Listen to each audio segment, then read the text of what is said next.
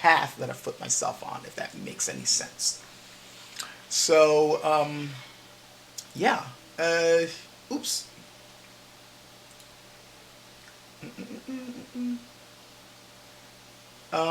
Sorry about that. Sorry about that. I think I just screwed up my recording. Can, um can you guys see me right now? I had pressed a button and I'm not too sure if you guys can see me right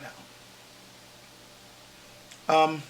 I'm going to keep talking. If you guys can see my, if you can still see me talking, just say something in the chat because I think I might have done something to mess it up.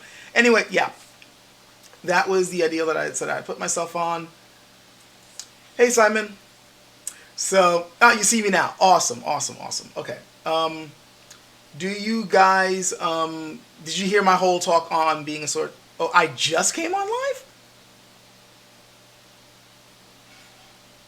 Okay, you guys are saying that I'm good, but I was on for a while. Not too long. I'd say about maybe 15 minutes. Did you guys miss the whole spiel that I put up about the channel and why I have it up and stuff like that? If you guys missed it, then I am an idiot. Wow, just now. Okay, I gotta go through all that all over again. Oh, God. Time to condense. What I did say in the beginning, I was basically apologizing for the look of everything. The lighting's not great in here, and I'm still trying to get this camera to adjust properly. I'm using a Logitech C920 camera, and I updated the software, and the new software and drivers are kind of worse than the old one. So there's certain settings that I used to have that I can't even do anymore. Like, it's harder for me to brighten, the room up. It does the whole fade out and fade in if I happen to lean back, which frustrates me. That I know that the camera had that setting before, but I used to have it on static, so I didn't have to worry about it. Now I can't get it to start. Whatever. Anyway, yeah, I'm thinking of getting a new webcam. Kind of gonna have to. But yeah, I was wanting to. I was wanting to, before we get right into the questions, I wanted to give you guys an idea of what the channel's about. I know I already touched on this in my last video, but considering that I am pretty sure that there's going to be a whole lot of new people jumping on the stream that have not seen a Q&A from me before, and there's obviously a whole lot of people, coming in that have not really seen my channel before, I thought, kind of like Ross Scott, I'd give a couple explanations and updates before we get on with the Q&A. So, one, I already stated that this is not purely a martial arts and swords related channel. I mean, I will be still putting up stuff on that. I'm not lessening that in any way. In fact, I got some stuff that I'm planning on putting up that I think you guys are going to really like. But this really is a channel where I just talk about what I feel like talking about. And you guys have probably already noticed, those of you who are new, that I got a whole lot of videos on a wide variety of subjects. So, I'm going to continue doing that. And if that's the sort of thing that you don't like, I definitely understand. So, you don't have to watch them, or if you like, screw this channel. There's a lot of awesome channels on there. But if you can put up with that, then yeah, expect to see a lot on here. I'm definitely going to be focusing on martial arts and swordplay because that's my passion. But I will also be talking about socioeconomic things. I'll be talking about, politics, even though it pisses me off. And just whatever suits my fancy. And then, of course, the nerdy type stuff. I mean, for God's sakes, freaking Cyberpunk 2020 is coming out soon. How am I not going to talk about that? So anyway, yeah, this is a channel where I talk about whatever I feel like talking about. Second thing I want to talk about was the name of the channel. Now, people have told me I sweat this too much. They're probably right. But with all the new people coming in, I really feel the need to explain that the name of the channel, Sword Sage, is not me bragging in any way. When I first set up my YouTube account, and I need to stress this, account, not channel. In the beginning, when I set up my YouTube account, I just picked that name. Because I didn't think I was going to be making videos. Way back when YouTube was a completely different beast, I came on YouTube to research stuff. Like when YouTube first came out, I was starting to see a lot of martial arts forums, like a lot of kung fu forums and like sword stuff and martial arts stuff that you didn't see anywhere else. Like I didn't see You normally don't see things on Piguajang. At least back then, you didn't. You didn't see a lot of stuff on Tongbe. You didn't see a whole lot of explanations on certain sword moves and drills. And I was seeing all these really cool forms and things popping up on YouTube. So I'm like, awesome! I gotta see this stuff. So I created a YouTube account so I could like watch these videos and comment on them and stuff like that and get them on my video feeds. I mean, in my email feeds. And it never occurred to me to make a video until I bumped the K Biomech's channel way back. And those of you who've been around for a long time know who K Biomech is. And by the way, he's doing alright. I still keep in touch with him. He's doing fine. But I saw his videos and I thought they were really interesting. And he did one on education, which I was like, it struck a chord with me. There were a couple of key points he was stating on education in the U.S. So I was like, ooh, I want to respond to this. And this was back when YouTube had a very strict limit on how many characters you could put in your comments, and you know, the text comments.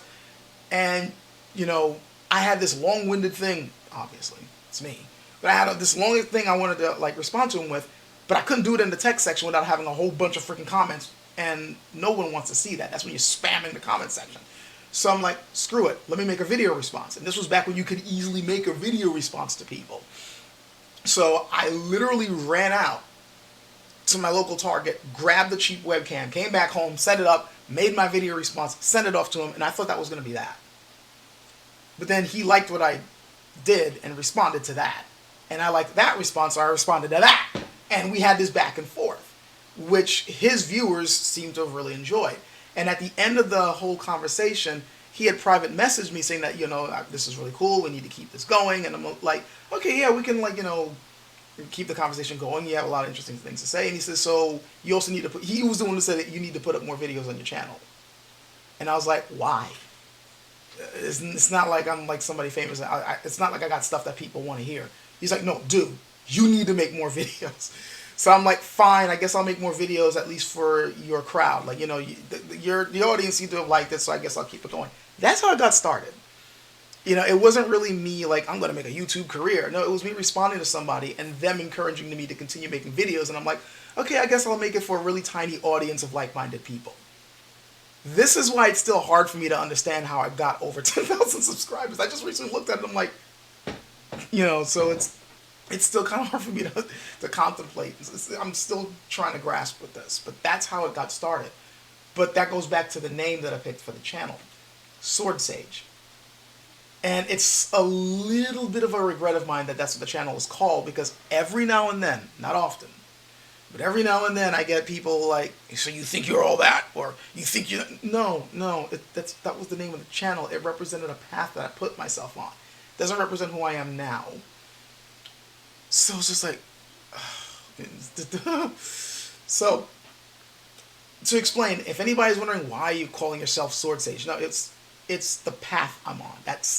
It's what I was choosing to be. And I'm not trying to be a D&D character class. I'm just, because believe it or not, that there is a character class. So it's more, like, I wanted to be the type of person, I wanted to be the type of person that likes having engaging conversations with people of different backgrounds, different cultures, different personal viewpoints, and we like enrich each other's knowledge, we gain in wisdom, we help to create other people's awareness. Like, I wanted to be that type of person, like, you know, basically like a philosopher. You know, we come together, we explore life, and we enrich each other's lives, and hopefully we enrich other people's lives. But I'll chop your freaking head off if you act savage. That's the Sword Sage aspect. I come peacefully, I come about knowledge and wisdom, but if you act a fool, there's a reason why the sword's here. This, by the way, is one of the reasons why I'm not against people owning weapons or learning martial arts or owning guns, but I don't really want to get into that right now. So, yeah, that's why the channel is called that. That's the path I put myself on. I don't think I'm there yet. Still trying to reach that plateau of, you know, amazing skill and personal wisdom, but, you know, that's where I'm going. So now that long rambling crap is over, let me touch on a couple of things about my trip that I haven't touched on yet. Well, one thing I already have touched on, me visiting Skull last month, well, now it's 2 months ago because now we're in September. I still miss Skull, and I still miss Devon. That was a great weekend vacation. We had a lot of fun. I had a lot of fun, and it was awesome. I gained a lot from him. He, I'd like to think he got some things from me. He kept asking me about my footwork. I showed him a little bit of it, though I still plan on sending him privately some stuff on how I do my footwork training. Then again, if you guys want to see it, I guess I might make a video of that too. But yeah, I just thought some of his movements were really cool, and I was like, how'd you do that? You show me that again? And then like later on, like after he saw the way I would like sneak my footwork in, he was just like, okay, how'd you do that? How'd you do that? So it was really cool. We had this like really good martial arts exchange, like, and I was like showing him some barehanded stuff that he thought was interesting. It was cool, you know. He's really he's a good guy. Like I said, I've known him for years. There's a reason why he's my best friend, and he's just, yeah. I could talk about him for hours, but one thing there's a couple of things on my trip that I sort of regret, and it's nothing that he did or anything like that. One is that there was a sword that we never got to test. I had brought some of my collection up there, which I call the LK5. And there was one sword you guys didn't get to see. And I'm regretting it because it was another two-hander, but it was slightly shorter than the one that you guys saw in the cutting video. And I felt like it would have been important. I'm realizing now in hindsight, damn it, I should have put that one up. Because since it had a slightly shorter blade, it didn't wobble as much. And I felt that we could have gotten some even nicer cuts from it. But the problem is he didn't like... I have two versions of it. One, the handle he didn't really like because it was kind of boxy shaped. To him, it was kind of round. You know, Skull does not like round handles, and I don't blame him. This one was more of a boxy shape, but it was like a box. It was, equal sides on either side, so it was sort of still kind of round. And I have no problem using that handle, but he was just like, I'm not too sure about that. So I was like, okay, we'll test that one last. And then we ran out of targets. So it was just like, well, oops. I mean, if you guys want to see me using that sword, it's called the Roaring Dragon, and in my LK5 review, you will see me using it. But I do a few little bottle cuts, but I never got to test it against the Tommy, which I really regret. We ended up using the Striking Eagle, which he was obviously impressed by, because it was like, I never knew they were this long. But that leads me to the other thing that I kind of want to touch on, and it's on the Striking Eagle, and it's on one of the things that I've heard a lot of people mention. And we're about to get into a little bit of Sword Crafting 101. So, and this, by the way, is the last thing before we jump right into the questions. So, hold on.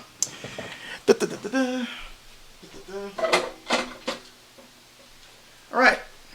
So we got this monstrosity here. And don't mind the cord. I'm actually rewrapping this. I wanted to change the pattern on here. So I'm planning on having this bit and this bit like up here, and having a crisscross throughout the rest. I kind of like that particular pattern. So I'm unraveling this right now. But so you see how long this thing really is, right? And we pull it out. Now, the one thing that a lot of people were mentioning, and I hope you guys can hear me because I am stepping away from the mic. One thing that a lot of people were mentioning was as how whippy it was. Now, to me, this thing is not really all that whippy. If you've seen certain, I'll call them wushu videos where they use two-handed swords, they're a hell of a lot more whippier than this. Like, hell, there's a lot of one-handers that are like tinfoil. They move around like this, which, in my opinion, is a freaking disgrace, but let's not get into that right now. This does have some extra flex to it compared to some of the other swords that I own. Like, if I do that, you see that? See that? Once I stop here, yeah, there's a little bit of wobble. But it's not because the blade is made out of crap materials or is inferior. It's because of the compromises that have to happen when you're making a sword. Now, I'm sure most of you guys watching this already know about this, but I need to touch on this because a few people are like, why is that sword like that? My two-hander is super thick and it doesn't... Let's explain. People know that when you're trying to make a sword, you're compromising between resiliency and hardness. You want the steel to be hard enough to hold an edge, But you also want it to be resilient enough so that it can absorb the shock of a blow so it doesn't shatter. This is the reason why stainless steel sucks for swords, because it's too hard. It's brittle. It can't handle the shock of a cut very well. Softer steels, yeah, they're very resilient, but they can't hold an edge very well. So you need that compromise. High carbon steel has that compromise. But there's a problem. The compromise gets harder to do the longer you make the sword. The longer you make your blade, the more resilient it's going to be if you're keeping that balance going. And the only way to fight back against it is to make the steel thicker. Now you got a thicker blade so it doesn't wobble as much. But then that means you're adding more mass, which makes it heavier. This leads me into this. Excuse me. Okay. I got too many blades in here. This is ridiculous. All right. So, yeah, we're pulling out one of these. You guys know what this is. We all know what this is. Now, this is much shorter than that. In fact, this is shorter than my den over there. This is about, I think, a 28-inch blade. Now, you may notice that this has no wobble at all. See? It's really thick compared to my other stuff. There's no flex in this whatsoever. And it weighs 2.5 pounds. 28-inch blade, 2.5 pounds. You want to use this effectively. You either train up these arms, which you got to do anyway, or you're using it in two hands. And gee, what do you know? This is a two-handed sword, so there you go. You want to make it thicker, it's going to weigh a lot. Now, let's go back to the other one. This sword here, much longer, has a 42-inch blade. 42 freaking inches, right? It's nowhere near as thick, but it weighs just about as much as that one over there. So that means that this one is going to be easier to maneuver for a longer period of time because it's lighter. But that lack of mass and that lighter weight means that the blade obviously is thinner, which means when you stretch it out, it's going to have more flex. It doesn't mean that it's super whippy. This is not a wushu steel blade. It's just, this is basic physics. Since we're stretching out lesser material out there, it's going to have a little bit more flex to it. But this is like, I mean, hell, if you want, I could show you a video where there's somebody else using a two-handed sword that's slightly shorter than the blade is slightly shorter than this one, and that blade whips like crazy around the tip. This is not like that. Now, some of you guys may be going, well, why don't you just make this one thicker then?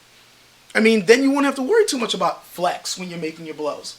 Yeah, I could do that. Well, not me. I'm not a blacksmith. They could do that. Problem is, you're going to make it heavy. There was one guy who was commenting on this on another channel, basically saying that, yeah, that blade looked like, I don't understand why you can't make it thicker. And I was like, I tried to explain the same thing to him. Like, you got to understand, you know, the checks and balances here. We're trying to balance resiliency with hardness. And when you add length to the equation, that really makes things difficult. And then he responded, well, I happen to have this sword that's bigger than yours. It's this Scandinavian two-handed sword. It's really, really big, and it's very, very stiff. And I looked the sword up, and it's 6 freaking pounds. You see the problem here? So, I mean, yeah, it's probably impressive, but right now somebody's saying that it's 63 and only 4 pounds. Well, the one I looked up was 6 pounds, but even 4 pounds. Think about that for a second. This thing right here is about 2.5 pounds. I can maneuver this all day. The only thing that's going to basically make me tired is my own stamina. 4 pounds? That's going to weigh on you after a while. And I'm saying this as somebody who trains with weapons, trains with heavy stuff. When there's this weird misconception that warriors are constantly moving around with super heavy weapons.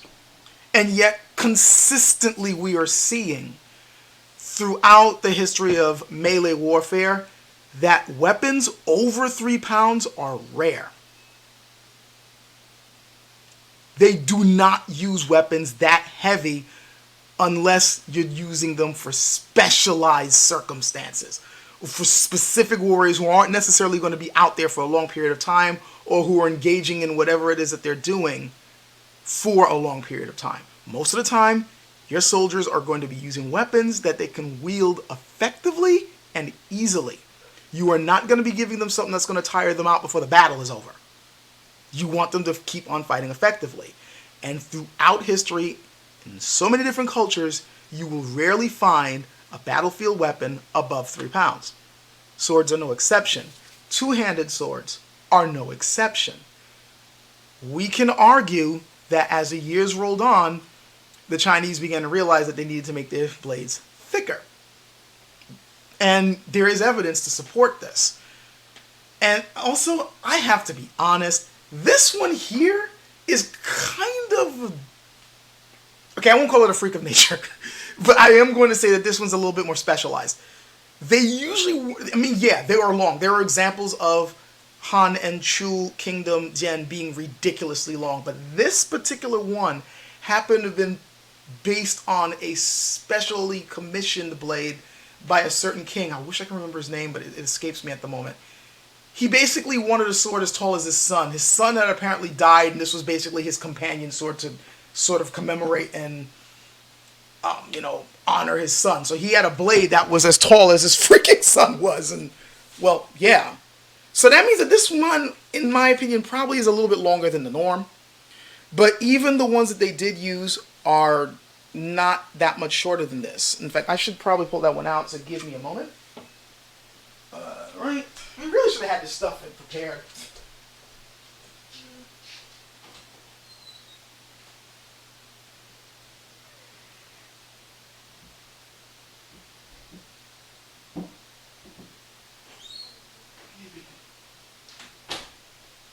Alright, sorry guys.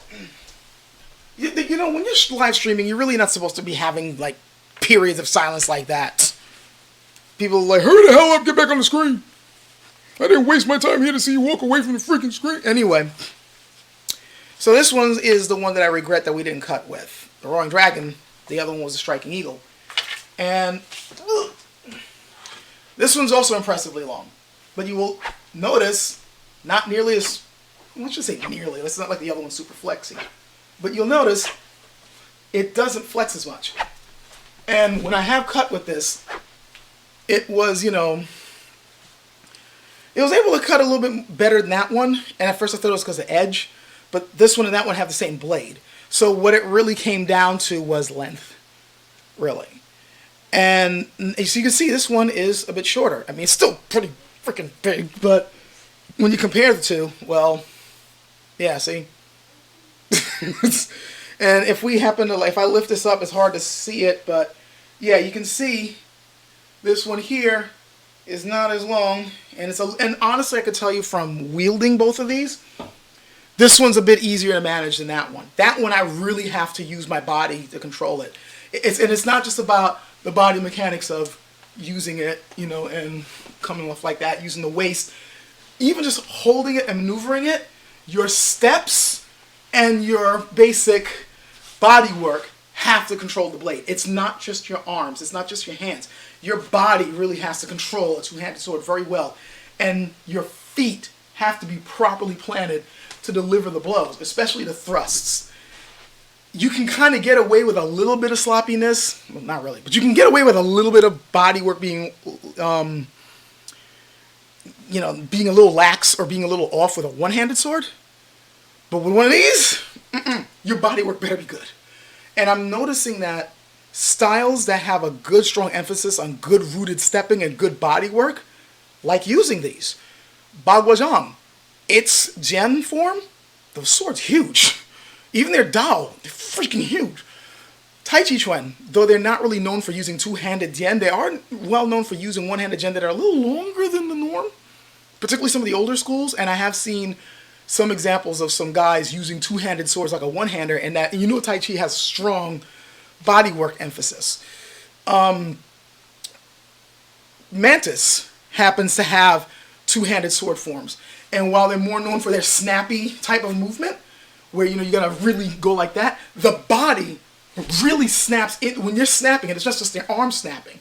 They really they get that waist to help them maintain that. So stuff with the really good waist work, really good body core work, seems to favor these a lot, these two-handed versions. Whereas other ones that don't put as much emphasis on it, but there is still emphasis on body work in Chinese martial arts, don't get me wrong, it is. But the ones that really like focus on that, really like these. And you really need that to use these effectively. So I've kind of gotten a little off topic. That's the risk of, watching my stuff. I tend to go on tangents too much.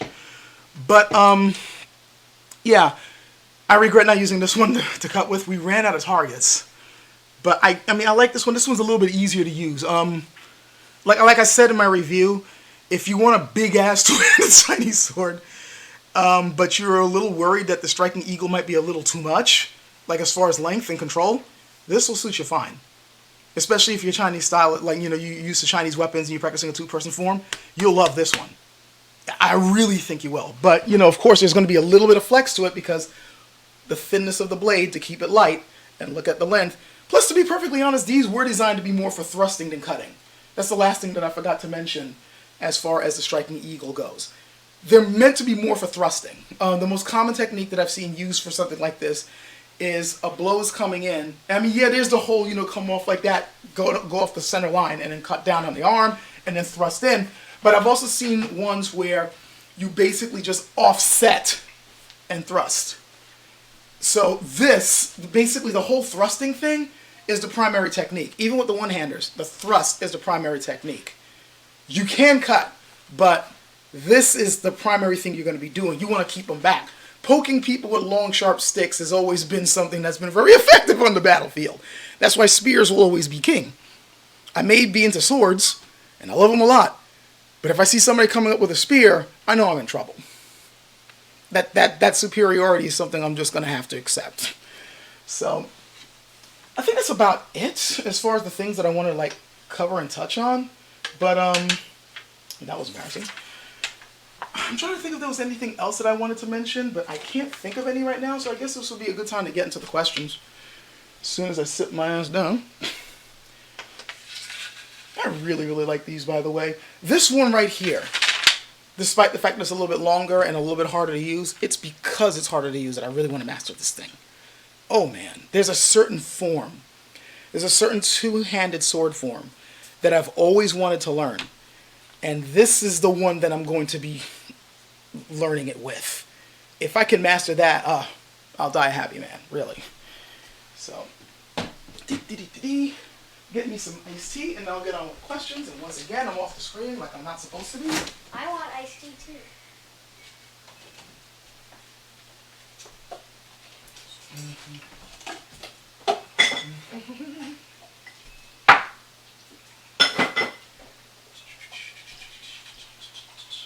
There.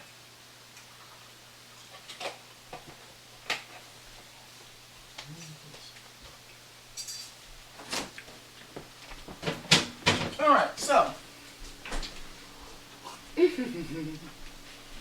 Sorry about that. Hello, I'm back. Had my tea. By the way, I guess to make this a very slight cooking on a budget video. If you want a cheap drink to make for yourself, and you don't mind tea, go out to your local store. Get those big boxes of tea that they sometimes sell for like, what, $2 a big box, $3 a big box, and you get like 100-something packs of tea in there. After you if you like buying juice or soda, which really you need to cut down on the soda, guys, seriously, cut down on the soda. But go and if you get a juice bottle or some drink bottle, water bottle, whatever, usually they're around 64 ounces. So that means if you want to cut down, divide it by 8, because remember a cup is 8 ounces. So basically for every 8 ounces, you put in a tea bag. And I know out there they sell these specialized, these were made for iced tea. And they charge you way too much for that crap. No, you can use regular freaking tea bags, especially the ones the cheaper ones. The cool thing about the cheaper ones is that for some strange, I know why. The cheaper black tea bags or green tea bags, they seem to brew in cold water a bit faster than the really good quality stuff, because you're using less quality tea leaves that tend to be a little bit crushed or broken down, so that means they diffuse in the water better. So what you do is you go and get those cheaper boxes of tea, Keep them around when you want an easy drink that's not going to cost you that much. Because remember, a big box of tea doesn't really cost that much, especially if it's one of the lower brands or store brands. Put in, for every 8 ounces, you throw in a tea bag. You put some cold water in there, you shove it in the fridge. In half an hour, you got yourself some iced tea. And it won't cost nearly as much as if you just straight up went and bought freaking iced tea. Like, for as much as it would cost you to buy a bottle of Arizona, just for a little bit more, you can get something that's going to give you several bottles of that. It's a no-brainer. Again, we don't have money to burn here. We got to find cheap ways to do it.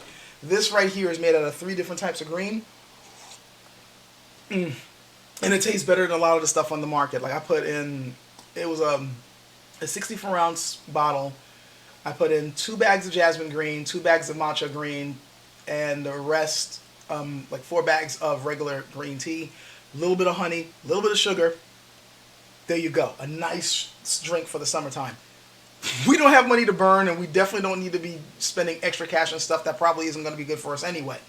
So, yeah, I've been doing this all summer long. And it's good! Anyway, let's get on with it. So somebody actually did a super question, so let's get right into it. Said, are those horse decapitating Chinese greatswords and the enormous Dao halberds just for show or strength training, or were there people strong enough to use them practically? Okay, this was actually something that I myself wanted to know for a while, and I've actually been researching this for a video because I kept getting conflicting reports on this. Either I was hearing, oh, this is crap, or, oh, it was totally true, or, well, it's a mix of the two. It depends. And I'm just like, can I just get a straight answer, please? So far, it looks like it's that third answer. It's a mix of the two. Here's the deal. The swords that we'll call like the horse decapitating Chinese greatswords, some of them, for example, the ones I just pulled out, some people think those were those swords. Not really, no. The one, I mean, they're related to them, but those are made more to be on the battlefield, and as I've already told you, something that heavy is not going to be practical for long-term use. What they did is what you sometimes see in other places, where they'll make these ceremonial swords that, you know, not only showcase the skill of the swordsman, but also supposed to, like, denote the level of, you know, like, the level of status that the sword's being given to. They weren't, you know, weapons that were made to straight up fight with. So it was just more like, oh, look at this great horse-killing sword I have. It's awesome. It was a way of showing off status, really. And you didn't really see too many of those. Now, the one thing I'm still trying to verify is if some of them actually were used to kill horses. Some places are saying yes. Some places are saying no. What I'm trying to crack down is if there really was any, like, you know, some, like, ritual of killing off horses or something like that, if there was a sacrificing them. Once I get a solid answer on that, then I can definitely, like, put a stamp on that of saying that, okay, this is what they were used for. But so far, what I've seen is that those type of swords tended to be ceremonial ones, given to denote status, and they weren't battlefield weapons, per se. Now, as far as the Dao halberds, every last bit of evidence I've seen, good evidence that is, has seemed to tell me that the really heavy ones is pretty much for strength training and for testing. Like, there was, like, military tests that they used where they would have these extra heavy weapons and they wanted to see you do complex motions with them to show off your strength. They weren't used for the battlefield. The versions that were used in the battlefield were lighter. I know that there are people saying, well, General Guan, you know, he had a big heavy one. There's a problem with this. One, the weapon didn't exist during the time he was living, and 2, no. He most likely used a battle spear with a longer blade, and those weren't nearly as heavy as the 300-pound freaking weapon that they claimed that he was using. It didn't even exist at the time he was alive, and weapons weren't that heavy back then. So, really, when we're seeing these super heavy Guandao, yeah, they are for strength training, and at one time they were used as a military test. Like, if you want, you want to get in the military, let's see you whip that thing around. And if you could, and you passed the other tests, you were in. So, yeah, that's what I've seen of that. I actually knew that the Guandao answer was a little bit easier to answer than the horse one. So because I already knew the answer to that one, I got several books talking about the history of that. One in particular, which I've recommended to you guys before, I think it's called The History of Chinese Martial Arts Manuals. I have the review of it on my channel. That one actually touches on that subject. It actually touches on the Guandao and how it was really used. So, yeah, here we go. And speaking of the Guandao, there's a video that you guys are going to like soon that's sort of related to it, but not really. You'll see what I mean when I get it out. And I have to thank Stahl for that, because if it wasn't for what he did for me, I wouldn't be able to make this video. So, anyway, someone is by. Oh, by the way, I forgot to say that first question. It was Discount who asked that one. Second one, on Super Questions, is put up by Wing Zero. Thank you very much. And he asks, what are your thoughts on the Dian design in the new Mulan movie? Her Dian has a super narrow blade and it looks like a horrible cutter. Okay, I haven't seen it yet. Don't look at me like that. I haven't seen... Look, the weekends are the only 2 days that I get to chill. And even on the weekends, I'm running around doing things. This weekend, in fact, because of some of the crap going on this weekend, I wasn't even sure I'd be able to do this Q&A. To be honest. I was able to get it going because there was a little bit of a clear up. But I'm not going to be able to do this for too long. But yeah, it's something cleared up in the schedule. You know, things have died down. The guests are gone. And so I'm able to pull this off. But yeah, I barely have time to check this stuff out. I know there's a lot of new movies and stuff coming out, and I did hear that there was going to be a live-action Mulan movie, but the trailer I saw, I didn't really get a chance to see the Dian. Did they come up with a second trailer? I mean, I don't know. I mean, you know what? Hold on. You know what? If you guys give me a moment, let me look it up. I mean, I can do that, right? It's okay? Like if I look something up real quick? Ben, please keep it down. Okay. Or I'm going to have to ask you to go back to your room. Okay. Alright, so here's the trailer. And I'm going to turn down the volume because you don't need to hear my speaker reverberating through my mic. This is not a sound thing either way. I'm just trying to see what this Dian looks like.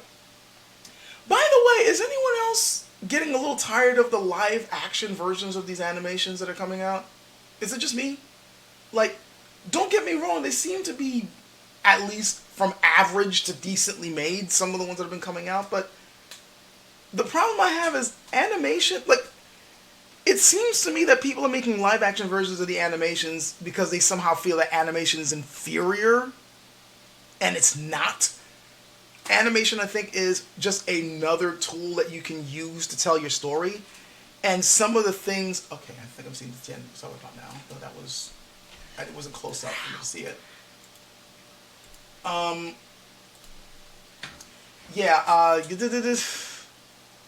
It's hard for me to tell at this distance if it's too narrow. Anyway, yeah, the point I was trying to make is animation is valid.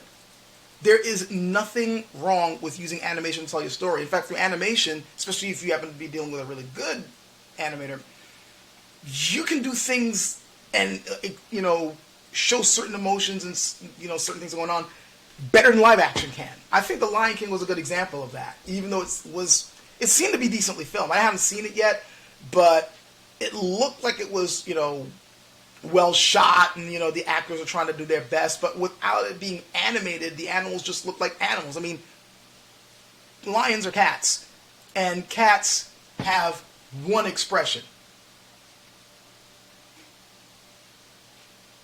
That's it. That's all they can do. They don't even have the eyebrow moving. It's just their eyes may get bigger and smaller, and that's it. And then they yell at you every now and then. That's all they do. How do you emote with that? If you're trying to go for realism, which they obviously were, you're not going to get much, you know, emotion out of, you know, their performances. And then meanwhile, you have this beautifully animated version of the movie where, yeah, they're cartoons, but they were...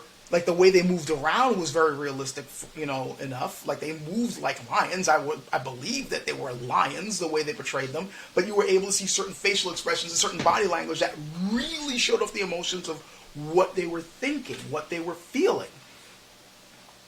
How is that inferior? whatever. To get back to the video, I just saw the trailer. It's hard for me to tell, but I will admit, yeah, the blade does look kind of thin, doesn't it? And I mean, and not just the Jian. Like, I only see the Jian in like maybe one shot, like maybe two. Like the one where you see her practicing by herself. Actually, I'm not even sure if that is a Jian. That looks more like a doll. Hold on. No, wait, she spins it there. It's not in frame long enough for me to tell. I do know that most of the shots of her fighting, she's using a doll. The one where she's in the room by herself, that could be a Jian, but I can't really tell. And I know you guys go, that's not a doll. It's a doll. It looks like, I mean, Jian usually didn't have rings at the end of their pommels. And if Disney, especially when you see it flipping upwards onto that, like, the support beams, and you see the sword strapped to her back, that's a doll. That is not a Jian. Now, granted, there are some narrow doll. In fact, if you want me to get into it, I could talk about all the different doll that were used in China. She's using my flourish. Well, it's not my flourish, but something I like using. Yeah, that's a doll. I don't know if, I don't know if they're going to have a use a Jian in there, but it's definitely a doll, and it is kind of thin for a doll. Man, it's really dark. I'm really sorry for the footage, guys. But yeah, it's a doll. It's really thin for a doll. There are thin examples. I'm going to have to take a closer look at it. Like, I don't know if I'm going to go to the theater to see it. But maybe, if I see a trailer or some YouTube close-up of it, I'll take a closer look at the weapon and have a final say on what I think. Right now, I'm going to say, yeah, it does look kind of thin. But that's not necessarily... it's not necessarily breaking. It's not factually incorrect. The word's escaping my mind right now. Oh, whoa! You said that their right ear audio died. Not good. Okay. Oh gods. Let me try to adjust this, and you guys tell me if the sound fixes. I tell you, I need to get better equipment. Yeah, it did die. So let me work on this, guys. What did? Okay, now that... No, that's still messed up. What in the hell is going on? Normally this doesn't die like that. Now, I'm sorry for the... There we go. That's much better. Much, much better. Okay, so... No, it died again. You have got to be kidding me.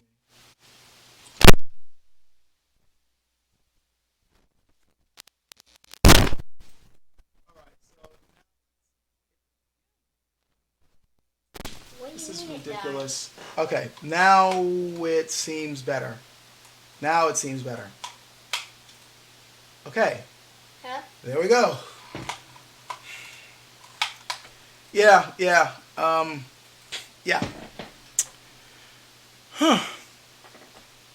Cheap mics. This is what I get for my money. Anyway, I'm now going to go back to the other questions and see what I can go through with those while I still have time.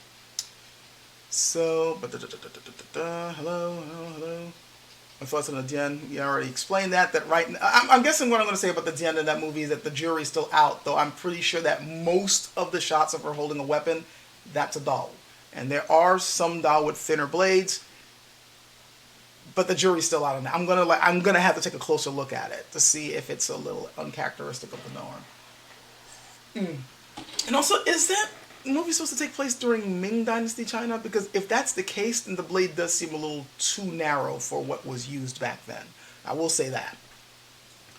So let me see. I'm trying to... Okay, here's one question. A Phantom asks, how did I begin my journey in swordsmanship? Shaw Brothers?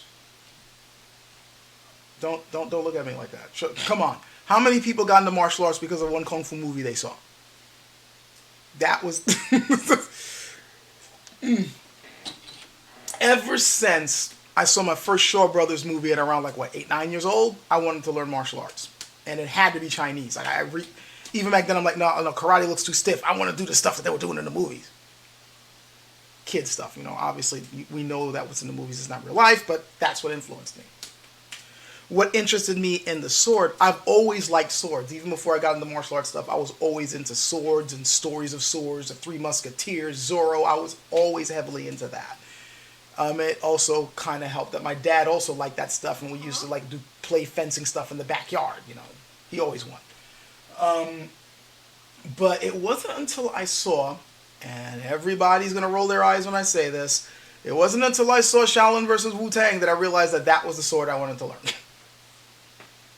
Yeah, that's as simple an answer as I can give.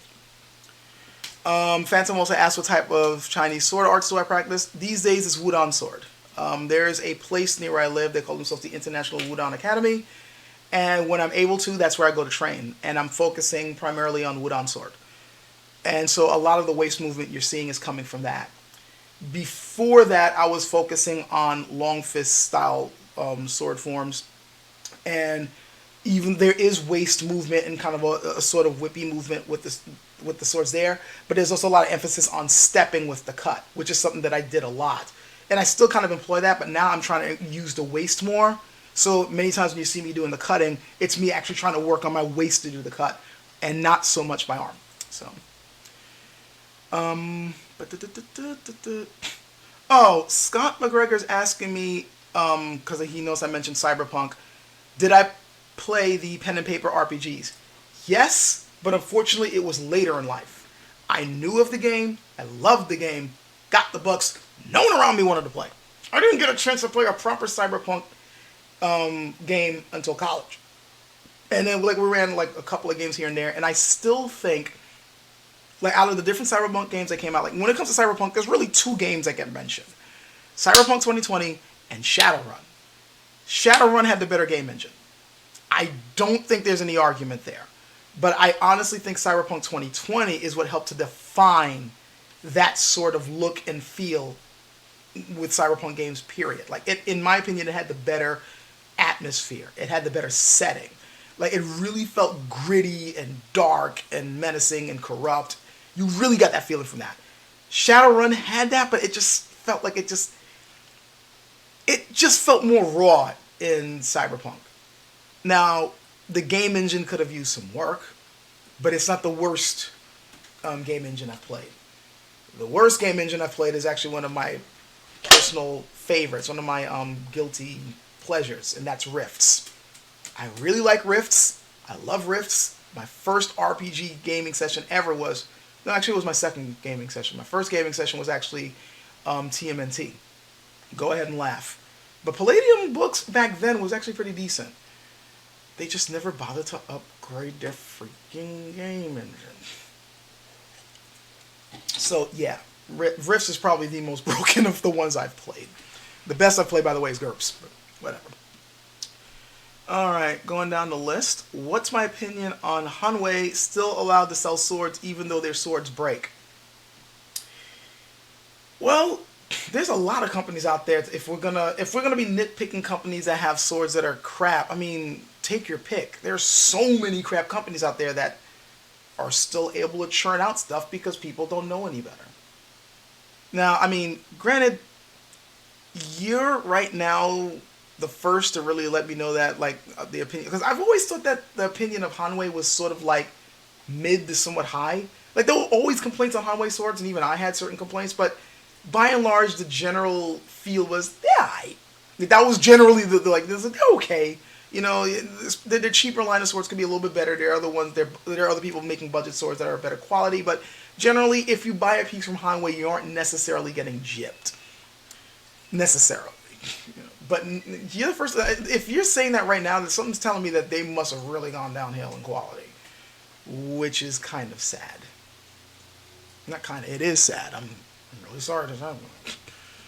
But yeah, as far as them still being allowed, nobody allows anyone to like sell swords. It's like, look, you go on the market, you put out a product, and if people are willing to buy it, you're in business.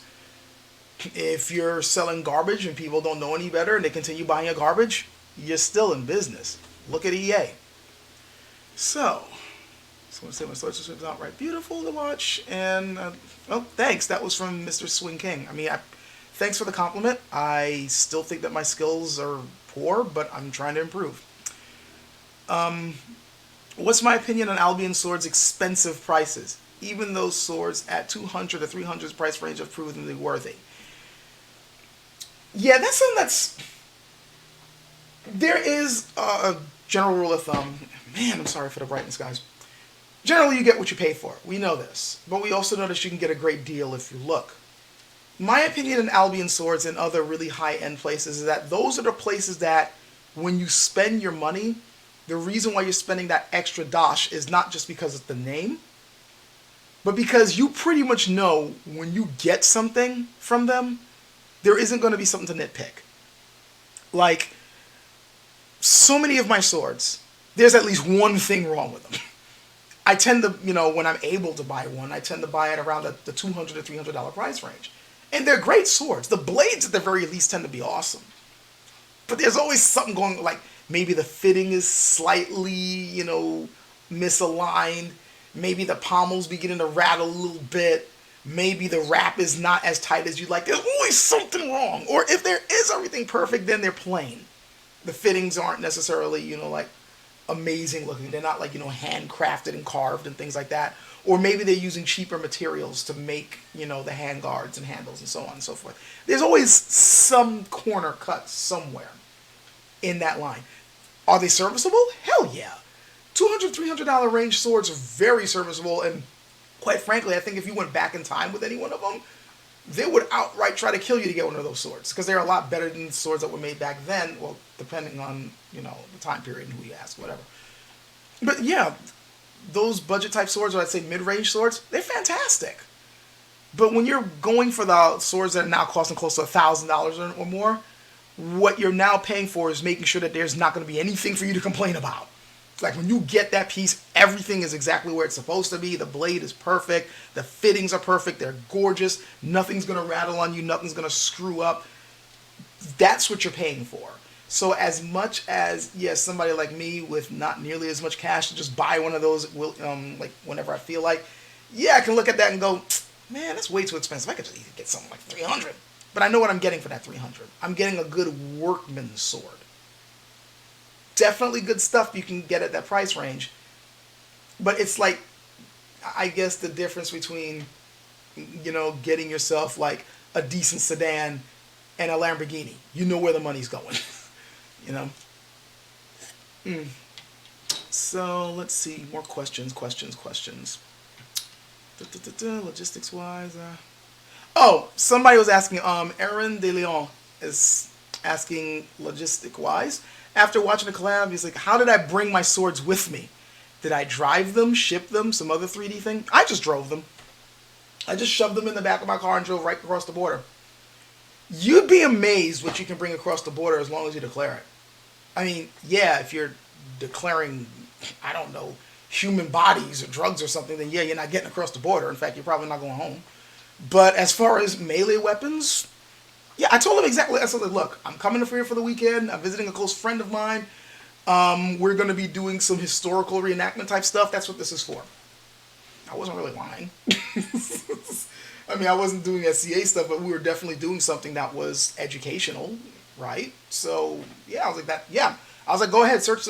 They're like, wait a minute, you got swords? Yeah, they're right there in the back trunk. You can check them out if you want. I got through. The weird thing is, they were a little bit more willing to search my car going up to Canada than when I was coming back. Like, I really thought I was going to be grilled and, like, searched and everything going back through the U.S. And they were just like, oh, all right, fine, move along. So, probably was because, U.S. citizen and all that. But, yeah, I just thought that was kind of funny. But, yeah, I just drove across the border and made sure to declare it, and I went in. GA5524 is asking if I'm going to continue to discuss the recent mass shootings. Sort of. I honestly feel that I've said all I can really say about it. I mean, it's the same problem happening over and over again. What else can be said than... Look, I've already made videos on this, but if you want my, like, fast and dirty opinion on the whole thing, look, there's a lack of respect for life in this country. That's where it's coming from. That's really what it is. There is a major lack of respect for life in this country. And I know some people are going to be, yeah, right, look at abortion. I'm like, no, look at your labor laws. Look at the fact that you're only willing to pay the crappiest of wages for what you consider to be low-end work. Look at the fact that if you think somebody is somehow inferior to you in any capacity, you got no problem seeing them die, even if they're children. Look at how we react if somebody gets on our nerves. You sometimes just kill them. As long as that's the prevalent view on any human being that you consider to be a nuisance, yeah, you're going to continue having these problems. That's the root of it all. As long as human beings are always seen as a means to an end rather than an end into of themselves. As long as human beings in this country is like, oh, these human beings are fine, but these human beings are scum. Do whatever you want. Exploit them, kill them, traffic them. Yeah, as long as that's the prevalent view, yeah, it's going to be a problem. If you want my hard and fast opinion on it all, that's it. I know there's some people, I have a lot of friends on the left who are focusing more on the guns. That's part of the problem. It's not really where this is coming from. Do we need some more respectable gun laws? Yeah. Does that mean that we need to take it completely away from this country? No. For better or for worse, we have a culture that was built upon private ownership of weapons. That's not something you can just rub away. And not only that, but I'm personally somebody who believes that even a rabbit will defend itself if cornered. So I'm not against defense of yourself. I'm a freaking martial artist with swords. I am not going to be advocating that weapons be taken away from someone. That being said, do we need more responsible, is responsible gun ownership important? Yeah. Problem is, there's a whole lot of responsible freaking gun owners in this country. That's not the issue. The issue is lack of respect for life and the overall culture we have in the country. That's where it's coming from. Enough said. Alright, so Raw and Dragon seems cool. I'm going to scroll a little bit down. Nope, no other questions there. So I'm going to just keep going on the list. Please forgive me for not keeping up with these questions like I should have. I've heard about I think I've skipped questions. Dad? And I'd rather not skip questions. So,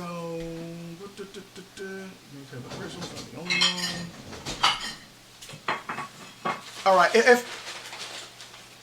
is Mulan self-taught in the modern human movie? I have no clue. If I skip questions, I'm really, really sorry. I kind of lost my place. Oh, this is now going to the anime and the live action stuff. And my rant on that. Yada, yada, yada. Fine. Off the camera, please. Have I ever heard about the world's only black samurai? If I skip the question, guys, I'm sorry. Yeah, I have. And I thought that his story was rather interesting. And it's also rather tragic considering what happened to him.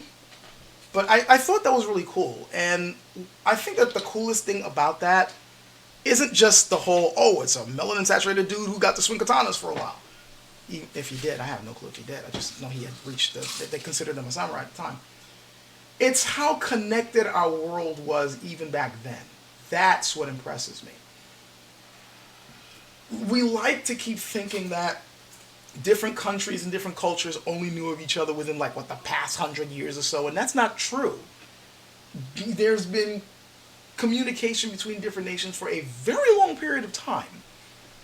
And it kind of annoys me that, people still has a sort of view that, way back when everybody was completely isolated. We wouldn't have been human beings wouldn't have been able to advance the way they did and gain different perspectives on so many different aspects of our lives if it wasn't for this constant interaction with different cultures. Was it as easy to do as now? Hell no. But did it happen? Hell yes. I mean, the Vikings had already, seen North America and interacted with the indigenous people there way before Columbus went the wrong freaking way and ended up in the West Indies. There was constant travel going around. I think that needs to be acknowledged more. And that's what I get off of the whole, story of, that, the dark-skinned samurai dude, the black dude there who got to be a samurai for a little while. It's a cool freaking story. And, there's a lot to, to glean off of it. But I think the biggest thing that I take off of it is that, look how interconnected life was. That you can have somebody there in Japan fighting alongside Nobunaga. That's awesome. So, did the Chinese ever have the cut versus thrust debate that happened in Europe? That's a good question. The little bit that I've researched, there seems to be that sort of debate, but only in trying to claim authenticity and how to use the dian. One thing that I'm finding kind of funny is that no matter what culture you bump into or research, you will always find people who are ignorant of how weapons were used in the past. You know, like, you still have people walking around thinking that long swords are these big, heavy, clunky things that with no sharp edges. You got people thinking that there was no special technique used whatsoever with those weapons. And then you got people in China thinking that, oh, these weapons were 300 something pounds and the edges were like this and it was only used like this, and they're completely wrong. You know, because they're as ignorant as to their ancient warfare history like people in the West are. The one thing that I've seen as far as like the debate between the cut versus the thrust is just on how the dian is to be used. I've seen some places that are like thrust only. That's it. Despite the fact that the forms that they're training in have cuts in them. And then you'll have some other people who's like, okay, the cut can only be used this way, but then the thrust is used this way, and it depends. I've not done enough research to actually see straight up, like, you know, debates between martial arts masters on, you know, how it should be employed. Like, you know, one master saying it should be like this, and the other master saying, you fool, it's supposed to be like this. But what I have seen are complaints on how the dian is used in terms of, like, if it's more cut oriented and how they were being used to cut. You know what? I guess I'm going to have to get up again. All right, so one complaint I saw, and I think this was a complaint that was being spoken of by a general during the Ming Dynasty, where he was complaining that dian were being employed like Dao. And that's something I still see now. Let's use this one, which is a practice one. Dao are straight up cutting weapons. We all know this. Like, these things were made to slice through stuff, right? That's how they're used. Yes, you can thrust with them, but that's not what their primary function is, to cut. If they can thrust, awesome. They get a little bit of extra overtime pay. But right now, you're cutting, right? But the cuts that are employed with Dao, the straight up hacking and slicing motions, Chinese martial arts are like, you don't do that with a dian. There's a different way to cut with them. And there's a different way to employ the cut. Like, if I was trying to employ a cut with this, you know, somebody's coming in, I'm just going to, boom, cut. That's it. Or, you know, the classic wraparound and cut. You know, classic wraparound, grab his arm, he's trapped, cut. Right? You don't do that with a dian. You don't, this especially, it's a double-edged sword. This, no. I've also seen cuts where you come off like this and you hold this down. Doing that. You're obviously not doing that with a two-handed sword. But yet they were complaining, at least that one guy was complaining, that when it comes to using this weapon and you're trying to cut with it, he's seen people like, and that's not what you're supposed to do with this weapon. I mean, of course, obviously you're going to be employing the thrust, because now you got a straight blade right at the target. The shortest distance between any 2 points is a straight line, so obviously if you want to get at the guy fast enough, you thrust. But if you miss that thrust and they're coming back, a cut will work very well. But note the difference. I'm not trying to, no, that's not what I'm doing. Like, if I'm going to be employing a cut, I'm employing mincing cuts. And I'm using the body to help do that. They're going to be, I guess the main thing I'm trying to state is that with a Dao or a katana or any other cleaving weapon, that's what you're trying to do. You're trying to cleave with it. So you're expecting to, like, really chop deeply into them. You might take an arm off if you're lucky, but of course with armor, it's not going to happen much. But you're really trying to, like, really just chop into them and really just do some major damage. When you're cutting with this, you're slicing into them and you're cutting at vital points. You're not trying to cleave through them. You're like for instance, if I'm trying to go for your arm, per se, which is a classic move that's usually done with this. They're coming in, you quickly move to the side and hit their forearm or hit their wrist.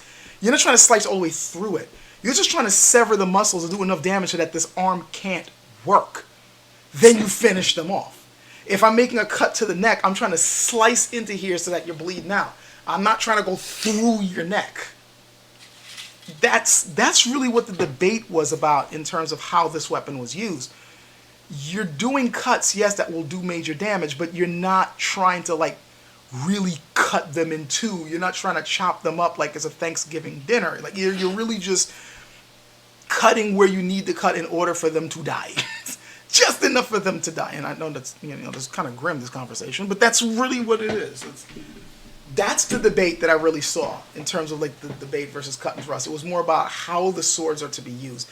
And it's interesting that it got to the point where once they started trying to modernize their martial arts training during the Republican era of China, they started coming up with like strict rules on what can be used with a Jin and not. Like before in the past, I mean, yeah, there was probably complaints like, yeah, you're using that thing like a doll, but if it kept you alive, who cared, right? But now that martial arts are not, you're not using swords to defend yourself anymore, I think.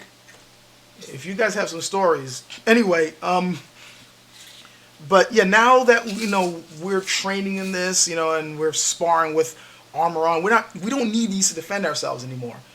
And it's funny how whenever you reach a period like that, that's when the nitpicking really begins. That's when you start going, okay, you use it like this, not like this. And that's pretty much what happened. Like, and now there's like, especially in tournament settings and when they're grading your technique and your form, there's strict rules on how you're supposed to use the weapon. So if you're like using the Jin like this, you've lost major points. Or if the cut you did look like it was like a really hacking cut, you might lose points for that sort of thing. So, or you'll be frowned upon, like you don't know how to use that weapon. So, what's my opinion on tiger hook swords? I've mentioned this before. Well, I'm just gonna say real quick right now. As far as some of those weapons were modifications on, say, farming implements. Like there's a kung fu rake, believe it or not. And obviously, that was based on a farming implement. The monk spade is just based on a spade. It was just, you're just using what you got at the time. The tiger hook sword, however, is something that I find rather interesting because that's a weapon that was never used on the battlefield. At least there's no real evidence to suggest it. Those weapons actually popped up during the end of the Qing Dynasty. They weren't a battlefield weapon. And considering all the attachments and stuff that's on them, and I stated this before, I really think that was their attempt to make a quote-unquote tactical weapon. Like, it's like, let's combine all this crap and make the ultimate sword. I'm not saying it's crap. I just find it kind of funny. And I do see some really cool forms with it. But you're not going to be seeing those weapons used during the Ming Dynasty era, Song Dynasty, Tong Dynasty. Those things didn't exist back then.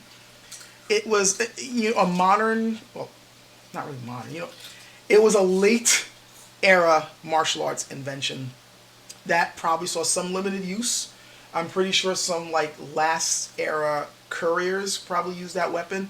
Local martial artists probably used that weapon, and it was probably good for what it did. I mean, a hooking weapon is always going to be pretty vicious to deal with. I just, it's just funny to me though when people bring up that weapon like it's some like, man, many warriors fought and died with this. Like it's a late era weapon that never saw use in the battlefield, and a good majority of kung fu artists never used the thing because it wasn't around at the time that they were training. So, what's my opinion on Mary Sue protagonists?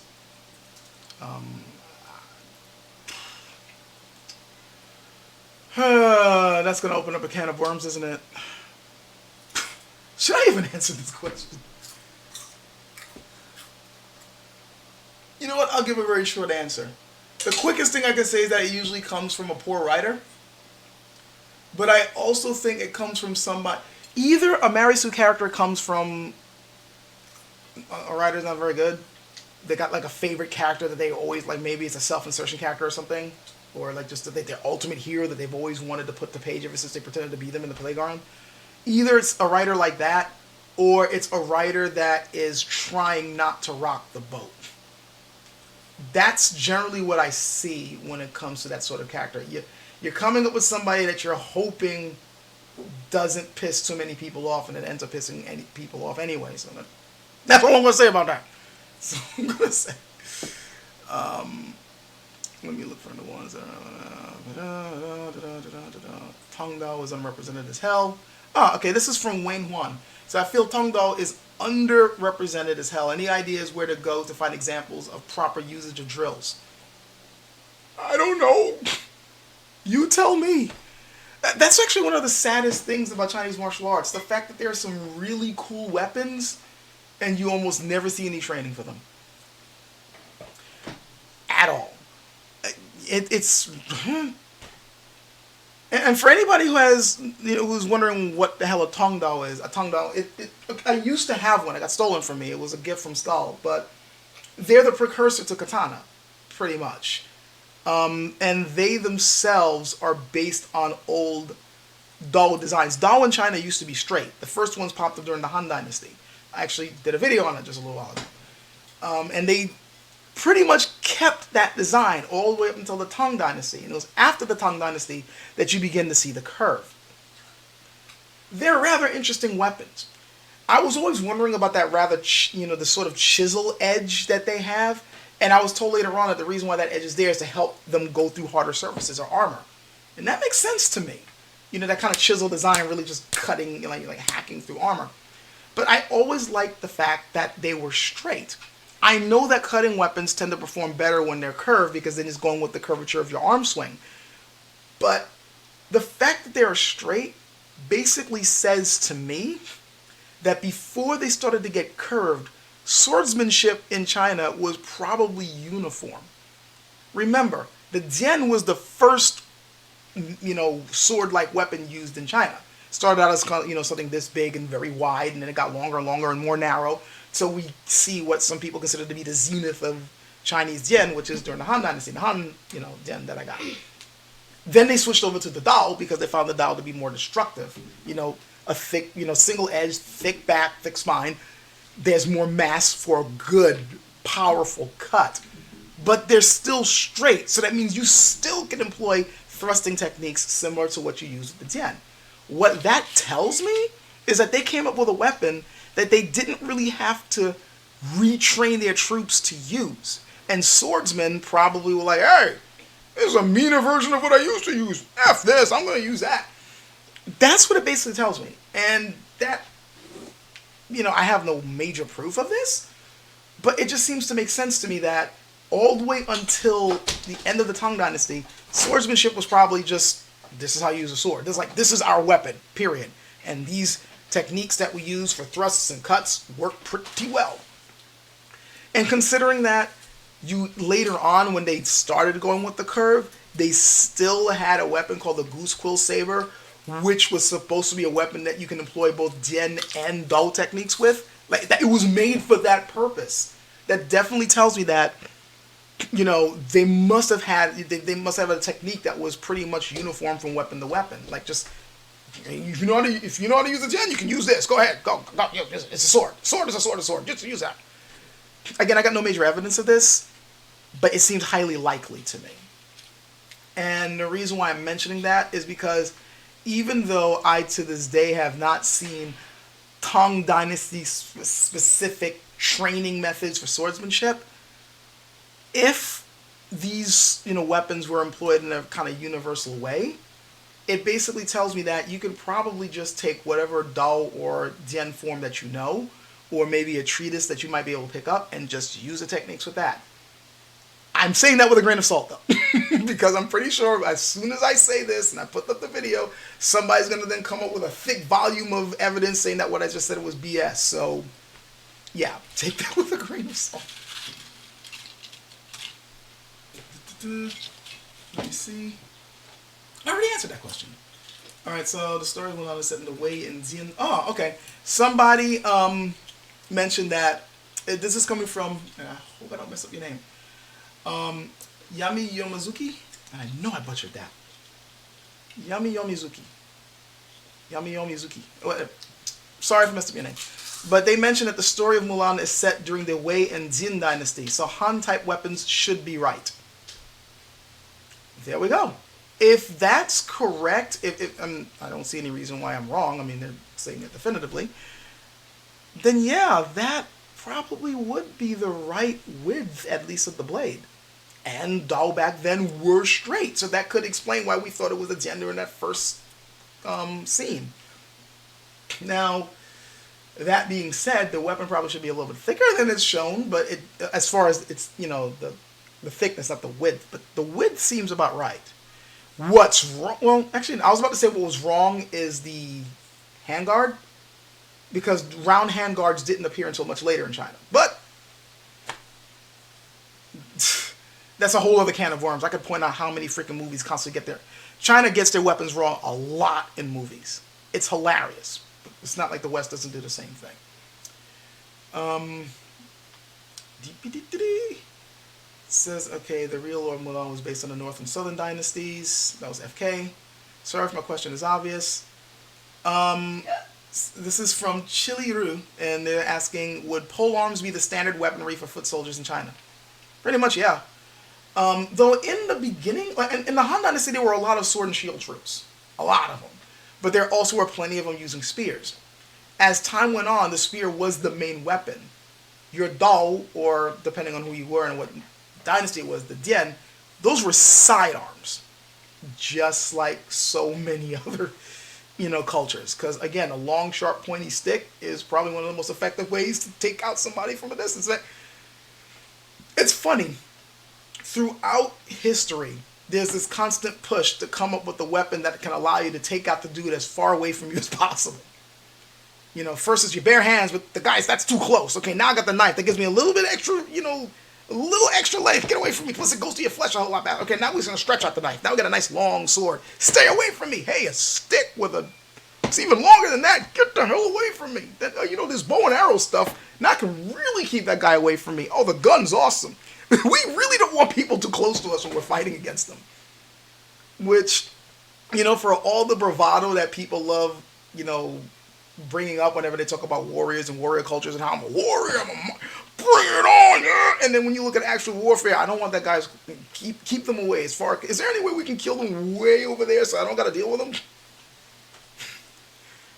It's hilarious if you think about the two mindsets. Let's see.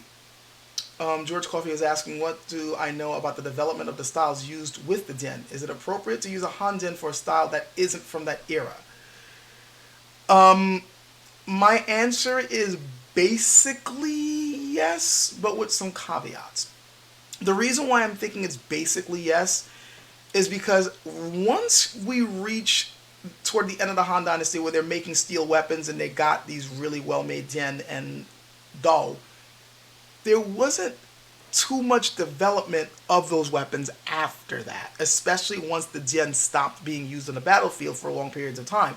It only sort of resurfaced a little bit during the Song Dynasty and a little bit during the Ming Dynasty, but that's about it. After that, these tended to be civilians' weapons. And the one constant that I kept seeing, especially with Dian, is that they were always portrayed as light weapons that had to be used with strong bodywork, or let's use their terminology, with great internal power, because you're going to be going up against heavier weapons. Now, for a long time, I never really understood that, because up until I bumped into the LK5 swords that I now have, all the Dian that I've handled, the really good ones with, that were made for cutting and fighting, like actual battle ready, quote unquote, they weighed about the same as the Dao. So I didn't really understand what the problem was. It's just like, okay, the crappy knockoffs I can understand. Those are way too light. But then when I get my hands on properly made Dian, at least around the $300, $200 range, they weigh as much as many other Dao I've handled. In fact, by the way, that one Dao that you saw me using for cutting in Skull's video, that one was surprisingly light. It was fairly close to these, believe it or not. I'm pretty sure it weighed a little above 2 pounds, but it was. It just flew. It was like a feather in my hand. It really felt like it. It just wanted to go through targets. It was amazing to me. So seeing this, the weapons weighing about the same, the Dao only being slightly heavier, I didn't really understand why they're saying that the Dian are being used. They're lighter and this has to be used in a different way. And then once I handled Han Dian, real ones made the antiques, then I understood, because these are a lot lighter than the stuff that I've handled before. So that's basically telling me, especially since to this day, the training with Dian basically emphasizes a light touch, a lighter technique. You're supposed to be mincing with it. You're supposed to, dart in and dart out. You're supposed to make quick cuts and move, fast. Yeah, that lends itself very well to a handian. That being said, they're a lot longer than what we're seeing now. These days we're seeing dian around 28 inches. That's the average. If you're dealing with a taller dude, 30, maybe 32 for a one-hander. That's as long as they're going to get. And a lot of people are like 30, 32, that's too long. Meanwhile, we're dealing with one-handed handian around 36 inches. Clearly, they like them long. So, later dian techniques may need to be modified somewhat for that extra length. It hasn't really messed me up any. I have to be sometimes careful if a movement is scooping towards the ground. You don't want to hit the ground, obviously. But if your style is a little bit more thrust-oriented anyway, or if you're not making a whole lot of cleaving cuts, then crossing your technique over to a handian really shouldn't be all that different. They weigh about the same. The blade, geometry is pretty much the same. I'm not really, I don't see why the techniques can't cross over. At least I haven't been able to cross it over. At least I haven't seen a reason why they shouldn't cross over. Going through the questions. It's already 1:20, so I've got about 10 minutes before I have to cut this off. Sorry guys, but this was on for a long period of time. I'm going to have to quickly zip through these. Weapon. Somebody's asking me a question in Chinese. Unfortunately, I do not know Chinese. And I feel a great amount of shame saying that, but I'm trying to work on that. Scott McGraw says Topeka is one of the big garbage companies. I can rant about Topeka all day. Good point, Scott McGregor, bringing that up. Wing083 again asks, would I feel confident using a dian against a longsword? How much should I say? All I'm going to say is I was tested and I did okay. That being said, I really need to work a little bit more on making sure I'm using the proper response on things, but I feel fairly confident if I'm going up against somebody with a similar skill level. If I'm going up against somebody with a really high skill level in longsword, I'm getting destroyed, and I feel no shame in saying that. There's nothing wrong in admitting what your skill level is at.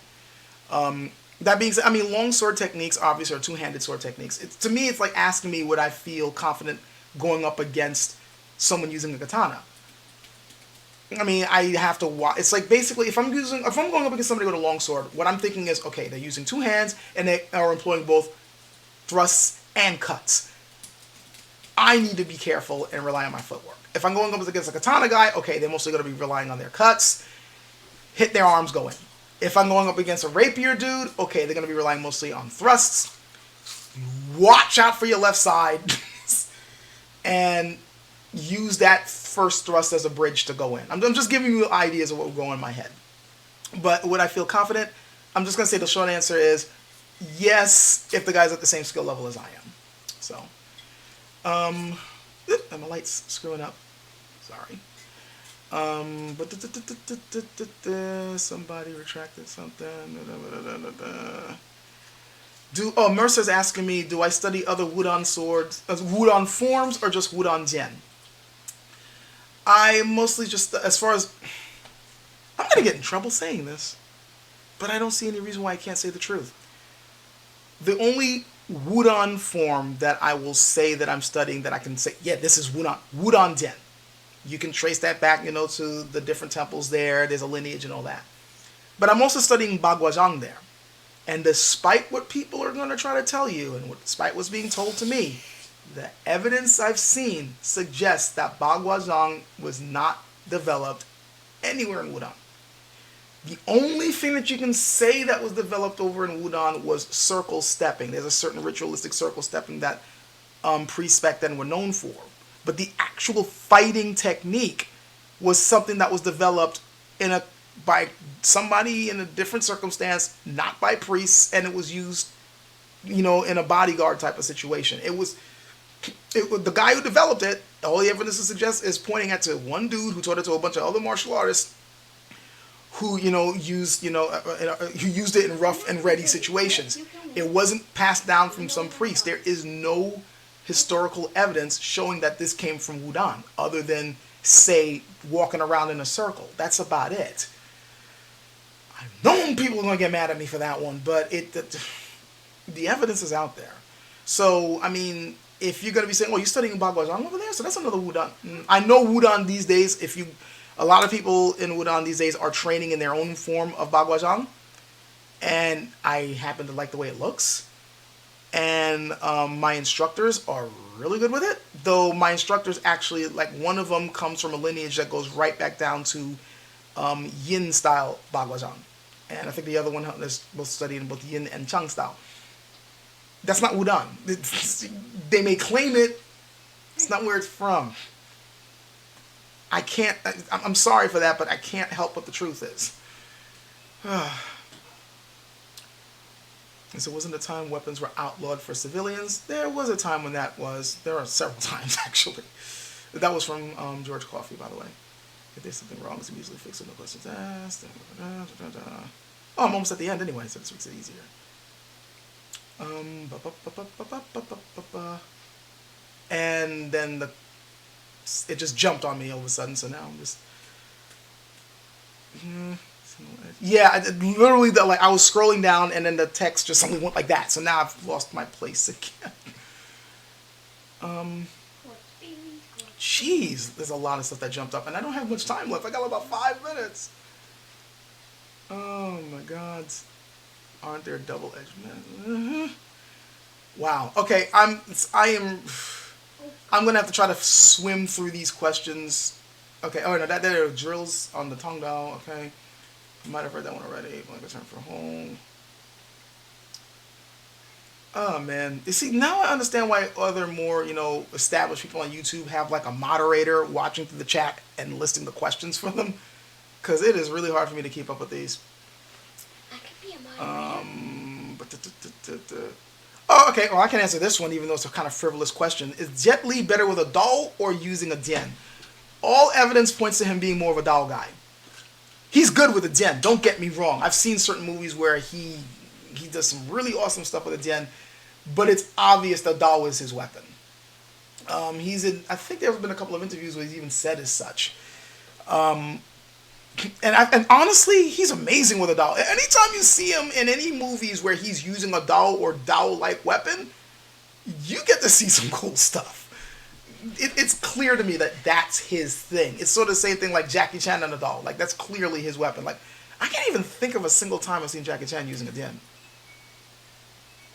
At all. See, now I wonder, is there any movie where Jackie Chan has ever used the Dian? If so, let me know. I don't think I've ever seen him use that. Jet Li, obviously, we've seen him use both. And he's pretty decent with both. At least, when it comes to, utilizing what he's learned from his forms training. But yeah, the Dao is more his thing. It's definitely more his thing.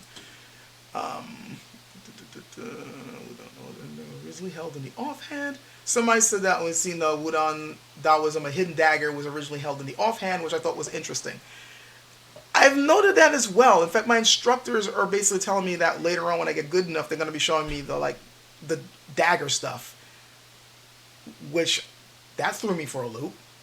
So I think that's going to be awesome. I might actually get to learn like dagger and sword at the same. That's going to be cool if I get to learn that. Let's see. I'm looking for questions.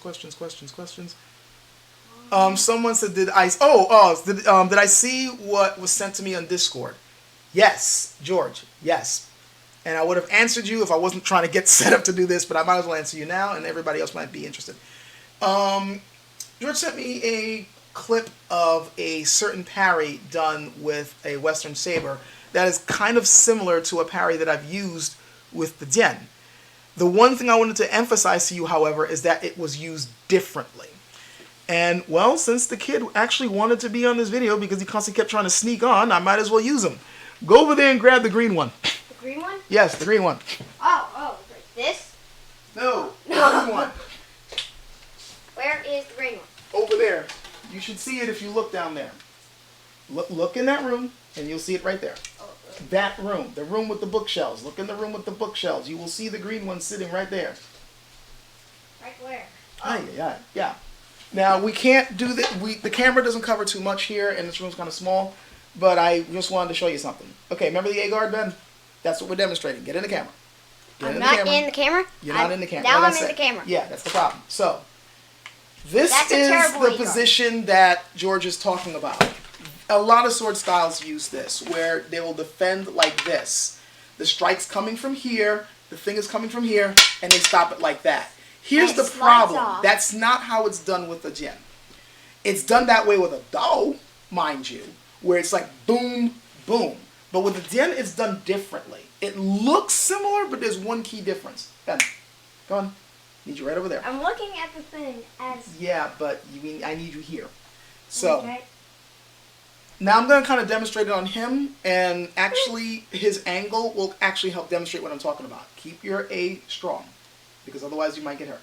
So, normally in other sword styles, and also with a Dao, if the strike is coming from here, it stops there. But if he does it the right way, remember your body shift. If the blade's coming in, your body shift, not step, just shift. When this is coming in, he turns, it slides. And the cut comes in, and he hit the mic. That's how it's supposed to be used. Again, the Jin is employed differently than a Dao. Mike. So, I'll just show it here.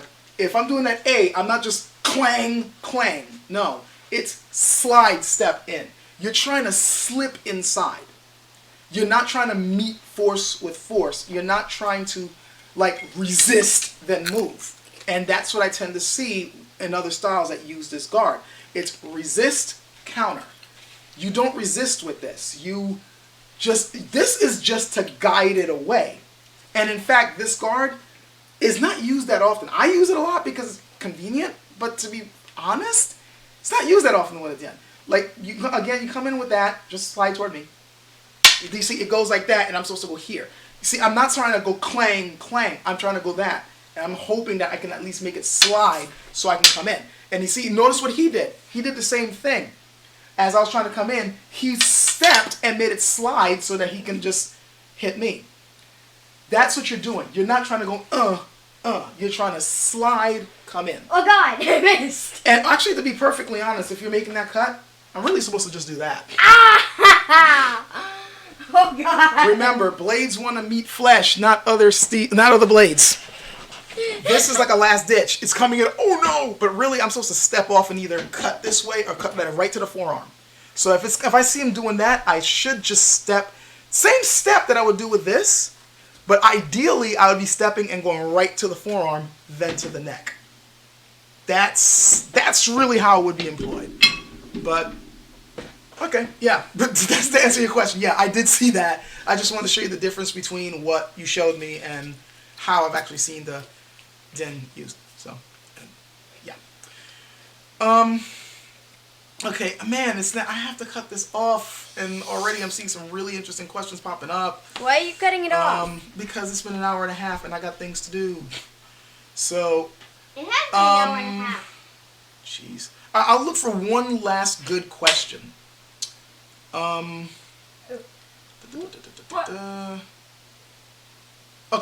I'll give you two more.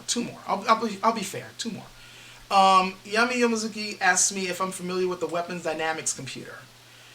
I just recently was acquainted with it. Somebody who was asking me questions about the LK5 swords had shown me that website. Problem is, I'm not exactly sure how to use it. And speaking of which, I really need to get back to that guy to answer his question on the differences. Like, there was like some discrepancies with the point of balance and things like that I have to get back to it on. But yeah, I just recently saw the site. I thought it was really, really interesting. I just got to get acquainted with it to really get a good use out of it.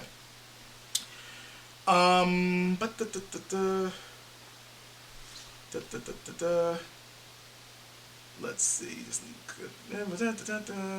Scott says he wishes he could spar me.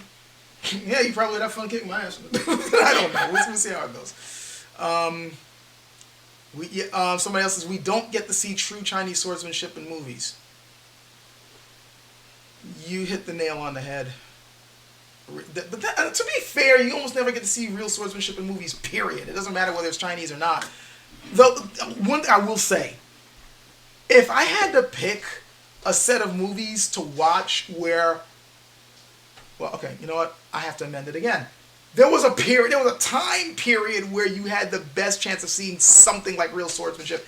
Old Japanese samurai films are probably the closest things you will see to what their swordsmanship was like.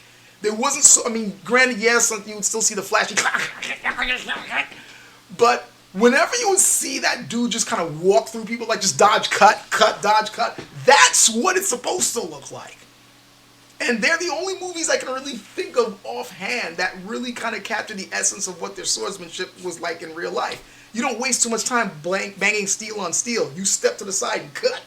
If your steel must meet theirs, then it's to redirect it so you can step inside and cut. Western swordsmanship movies, most of the time, it's just clang, clang, clang, clang. Chinese swordsmanship movies, most of the time, it's clang, clang, clang, clang. You rarely see it. And it's sort of a shame because, like, Dian play is very subtle. Dao play is a lot more sophisticated than people let on. The real Dao techniques, the stuff that they do, ooh, it's some vicious stuff, but it's also some sneaky stuff. If that's your thing, I'm pretty sure there's some people who train with the Dao right now who know what I'm talking about. They're just like, but yeah, what you see in the movies is almost nothing like, especially the kung fu movies. They're nothing like how martial arts is actually done. But that's an old gripe. I'm pretty sure right now their fencers just like, so yeah. Tai Chi Wushu is horrendous. That's another rant for another time. But yeah. I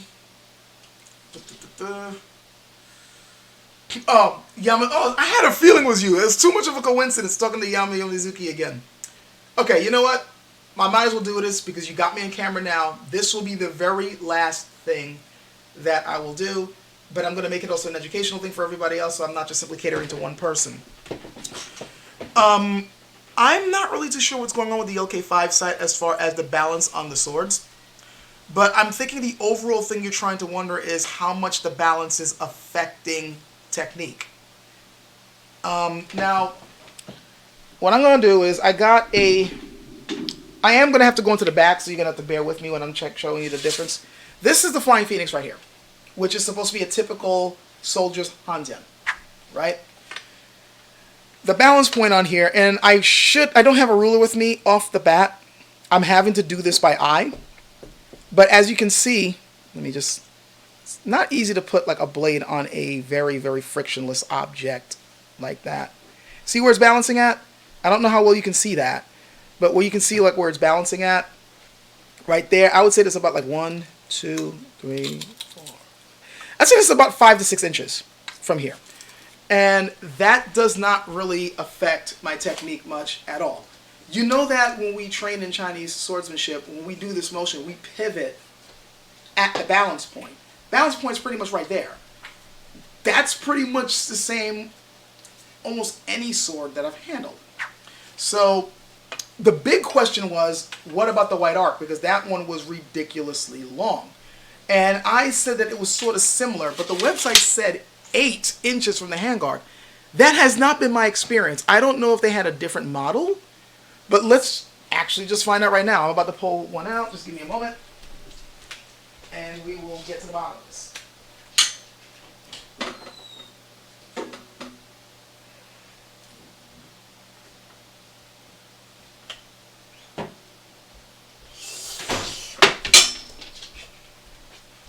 Okay, so I got the white arc here. Please forgive me for having to always go back there. Last night we had a big get-together, and I pretty much had most of my swords moved to the back because I didn't want people, getting hurt by it. Normally I have the swords close at hand, but now this thing is long. Like, I'm pretty sure you guys can see. And this is a one-handed sword. This, by the way, is the one that me and Skull were like, oh, the blade on this is unbelievable. This cuts through things like it's not even there. I'm really thinking part of the reason why isn't just because of the weight and balance on the blade. I'm just thinking they gave this one a better polish than on my other ones. That's why I kind of suggested to them, like, whatever polish you put on this blade, whatever edge you put on this, you need to put on the others, because, oh my god. But this is really long. Really, really long. And yet, let's see where balance is at. Let's see, I say it's about right here. It's right here.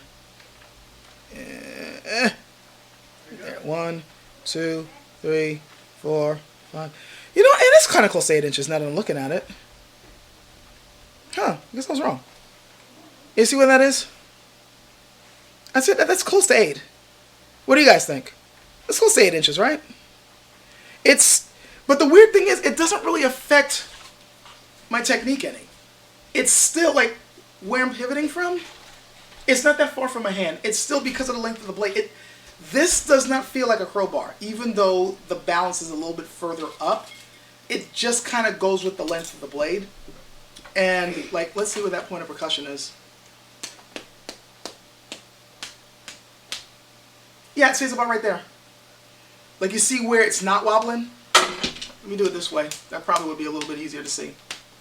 So, yeah, it's about right there. So you guys are probably wondering, well, what the hell does this have to do with anything? Why was he asking? Basically, what he was asking is, since this particular blade is much longer, how badly does it affect your technique usage and, you know, balance and how it feels in the hand? Honestly, it doesn't really feel that much different from when I was using the Flying Phoenix or any other Ming or Qing style Jian. The only thing the length makes me cognizant of is the fact that it's longer, so I got to be careful when I'm making downward motions.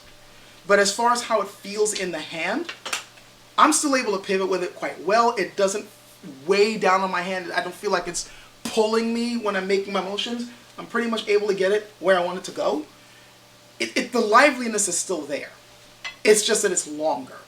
And yeah, the pivot is a little bit further out, but not that much further that I feel that I couldn't get my techniques to be done the right way, or if I was forced to have to meet steel on steel, meeting it right here and being able to do what I need to do, it's still there. Because to be perfectly honest, like about a 5-inch thing would be right about here, and then an 8-inch thing would be right about here. That's not too much of a change in terms of me going from here to here.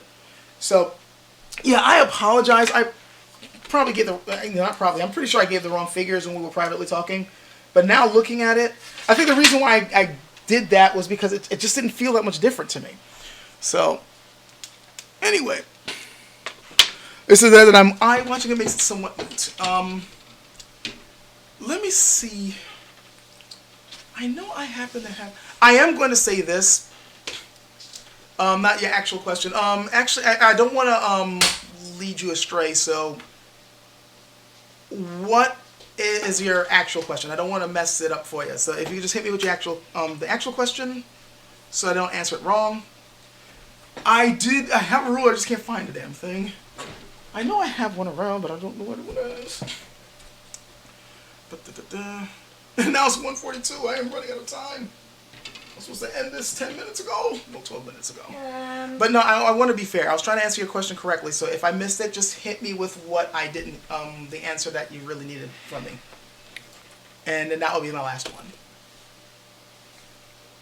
And in the meantime, I guess I'll be looking through.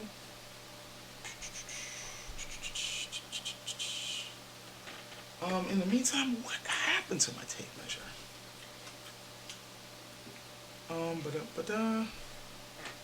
I'm sorry, I'm just staring at things, but I'm just waiting for Yami Yamazuki's answer. So, in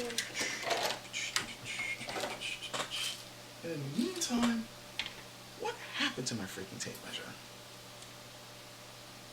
In the meantime, somebody said, do I know any good manuscripts to read? Depends on what type of manuscripts you're looking for. If you're looking for the old ancient ones, what's the name of that one website? Chinese Longsword? There's this one website that, yeah, it was Chinese Longsword. Yeah, ChineseLongsword.com. They're well known for translating really old Chinese treatises on the long saber, the straight sword, the Dao, shield and sword. Like, they just go all out finding old manuals and translating them into English and other languages. And they sell them for pretty cheap. And they also are trying to go about it the Hema way. And I really like what they're trying to do. I've been noticing this kind of, this surgence of Chinese martial artists who are trying to approach their art technically and doing it in a similar fashion to what swordsmen in HEMA are doing, where they look at old manuals, they look at old treatises, and then try to recreate the movements, but doing it in a realistic fashion, and not necessarily letting tradition dictate the direction that they go into. And so far, I think it's been yielding some fantastic results. Like, I'm seeing some really good techniques and some really interesting, like, some really good information coming from these guys. So, yeah, if you're looking for, like, old manuscripts, if the manuscripts you're talking about are these old ones, check them out. I would highly recommend seeing the stuff that they've come up with. Yeah, this ChineseLongsword.com, all one word. Now, as far as you're talking about, like, just modern Kung Fu manuals, there's a bunch I could recommend, but I am running out of time. I probably might save that for another video. And Yami Mizuki, yeah, I will email you. I have a tape measure. I have one around. I just don't know where I'll put it. Oh, wait, never mind. No, that's not it. Huh? Once I get it together, we'll get down with the exact measurements, and then we can go on from there. So, sorry for, kind of stumbling toward the end. Hope you guys were able to get something out of this. I would like to do, I was trying to do one of these per month.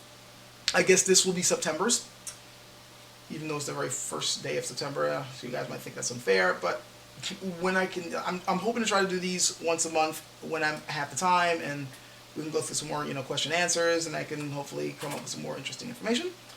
So, yeah, hope you guys enjoyed it. Had fun doing it despite the little mishaps. And yeah, hope you guys have a good day, and I'll catch you later. So,